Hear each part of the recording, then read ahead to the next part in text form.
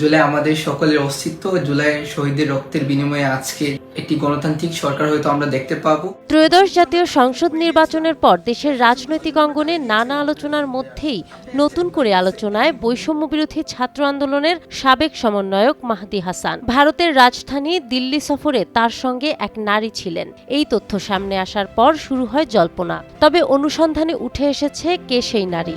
দিল্লির তাবেদারি করে, দিল্লির গ্রিন সিগন্যাল দিয়ে স্বদেশে প্রত্যাবর্তন করে তাদেরকে ব্যালটের মাধ্যমে সমুচিত জবাব দিতে হবে। এ নিয়ে বিবিসি বাংলার এক প্রতিবেদনে বলা হয়েছে, পর্তুগালের ভিসা নিতে দিল্লিতে যান মাহদী। কারণ বাংলাদেশি নাগরিকদের জন্য পর্তুগালের ভিসা প্রক্রিয়া সম্পন্ন করতে দিল্লিতে আবেদন করতে হয়। সে অনুযায়ী তিনি ভারতীয় ভিসা নিয়ে সেখানে যান এবং কনট প্লেসের একটি ভিসা প্রক্রিয়াকরণ কেন্দ্রে আবেদন করেন। সে সময় তার সঙ্গে ছিল এক নারী, যে মাহদীর আত্মীয় হন, এবং সেই নারীও একই উদ্দেশ্যে সেখানে উপস্থিত ছিলেন।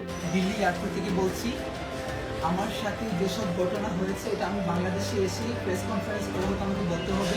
সূত্র জানায়, দিল্লিতে অবস্থানকালে তারা নয়াদিল্লি রেল স্টেশনের কাছাকাছি পাহাড়গঞ্জ এলাকার একটি হোটেলে ওঠেন। ভিসা সেন্টারে অপেক্ষার সময় কেউ একজন মাহদীর ভিডিও ধারণ করে। পরে বিষয়টি বিভিন্ন মহলে ছড়িয়ে পড়ে। ঠিক তখন থেকেই তার কাছে ভারত ও বাংলাদেশ থেকে একাধিক অচেনা নম্বর থেকে ফোন আসতে শুরু করে।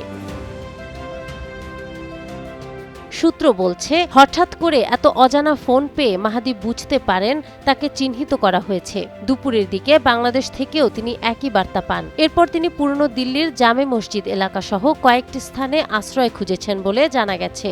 তবে কেউ তাকে থাকতে দিতে রাজি হননি।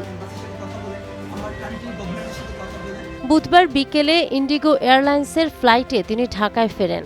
ইমিগ্রেশন কাউন্টারে জিজ্ঞাসাবাদের মুখোমুখি হয়ে তিনি দাবি করেন ভারতে গিয়ে হেনস্থার শিকার হয়েছেন। তবে সবশেষে নিশ্চিত হওয়া গেছে, দিল্লিতে মাহদীর সঙ্গে থাকা নারী কোনো রহস্যময় ব্যক্তি নন, বরং তারই এক আত্মীয়।